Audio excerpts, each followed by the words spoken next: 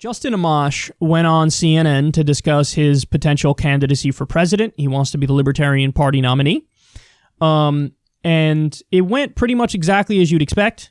Jake Tapper here, Tap Jaker, asked him the same old questions that Amash is going to be asked a million times. Let's look at this back and forth. Former Congressman, Republican presidential candidate Joe Walsh wrote in a Washington Post op-ed, quote, Amash can't win, but he can siphon enough votes from the Democratic nominee Joe Biden to hand the election to Trump. If Amash gets the Libertarian nomination and stays until the end, he could wind up going in the books as the guy who voted to impeach Trump one year, then tip the election to him 11 months later, unquote. What's your response to Congressman Walsh and to those in general who think that you will probably play a spoiler role, especially in your home state of Michigan? Well, first, Joe voted for President Trump and I didn't in the last election. So there's that distinction. But the important thing is we don't know how the additional candidate changes a race. It's too impossible to figure out. There are too many calculations involved. So the most important thing is that we have a ballot. If you want to vote for someone, you vote for that person. And if you don't want to vote, take votes from Joe Biden and Donald Trump. You say that because I want to win the election. And we need to win this election for the American people. You say that the people are dissatisfied with both parties, but I took a dive into some numbers. Just over 10% of voters have an unfavorable view of both President Trump and former Vice President Joe Biden in a poll that CNN did in March.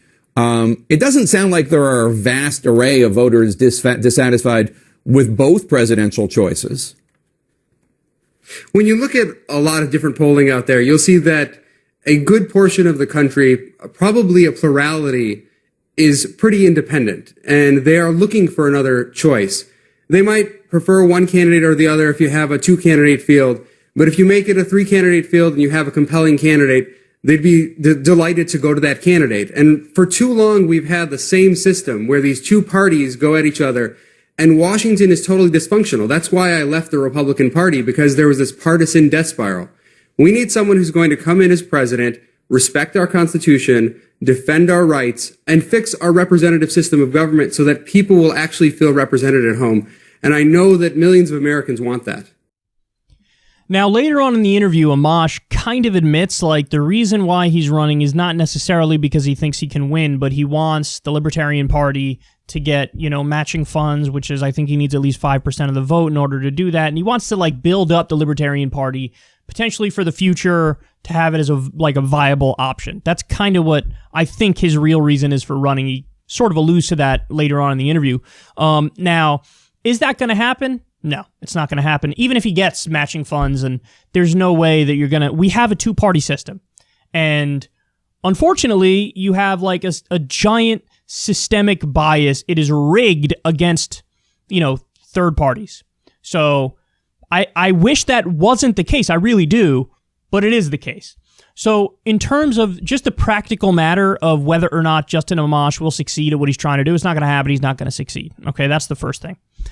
But the second thing is, it doesn't really matter because we live in a free country and we have a democracy. And if you want to run as a Libertarian Party candidate, you could run as a Libertarian Party candidate, and nobody could try to say you can't or try to shame you for taking votes, siphoning votes from other candidates. Because again, we don't even know. It's possible Amash takes more votes from Trump than he takes from Biden. We don't know. Or it's possible he takes more from Biden than Trump. Or it's possible you poll the people who voted for Amash and they say, if Amash wasn't in the race, I wouldn't vote at all. In which case, you can't take those votes and give them to Biden or Trump. So all that stuff is possible. But the thing that really pissed me off about that clip is the last question you saw there from Jake Tapper, where he's like, well, you say people are dissatisfied with the system that we have. I don't think they are. That was the gist of the question. People aren't dissatisfied with both candidates. And it's like, dude, really? Do you really think that, everything's fine? Everything's fine. We got one person who's in cognitive decline, who's accused of sexual assault. And we got another person who's in cognitive decline and accused of sexual assault. We got one war criminal and another war criminal. We got a neoliberal corporatist and a neocon establishment Republican. acting like this like really is representative of all the options that would be on the menu when it comes to political philosophy and ideology. And it's just embarrassing that he's acting like, no, people are totally fine with Biden or Trump. Look at the last election for a good indicator of how people really feel about this stuff. 46.9% of voters didn't vote in 2016. That's nearly half the country decided not to vote in 2016.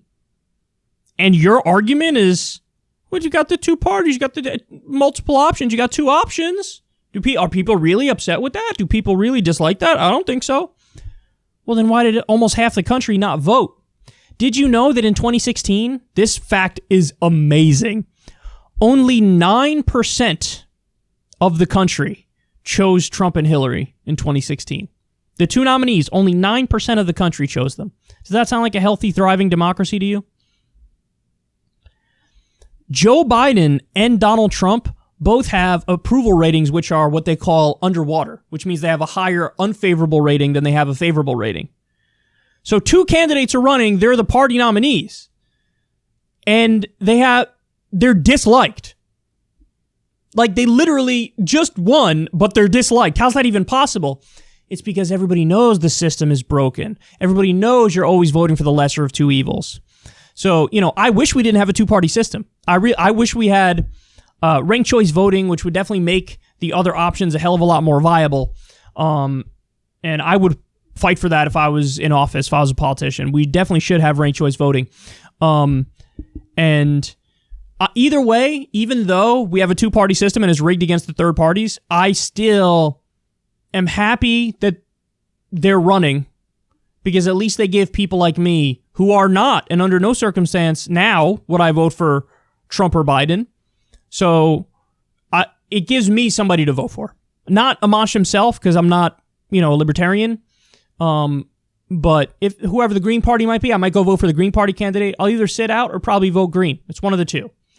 But I like that they're there because it gives people like me an option. And to make them more viable with certain policies would be a wonderful thing. But instead, what you get from our corporate media is what? Enforcing the logic of the two-party system. Like, superimposing it on people and saying, no, you actually like this. Why are you ignoring all the evidence to the contrary? Why are you ignoring that nearly half the voters didn't vote in 2016? Why are you ignoring that only 9% of the country chose Trump and Hillary? Why are you ignoring that, Joe Biden and Trump both have unfavorable, are underwater with their favorability rating? Why are you ignoring that? Because he's a puppet of, in the case of Jake Tapper, more of a puppet of the corporate Democrats, but really he's a puppet of the establishment. And the establishment has declared you have two options. So thankfully, even though I don't agree with Amash, whatever, happy he's running, hope there's a good Green Party candidate. And I hope these parties get built up. I'm just a realist in the sense that, it's not going to happen. But still, at least they give people like me an option to vote.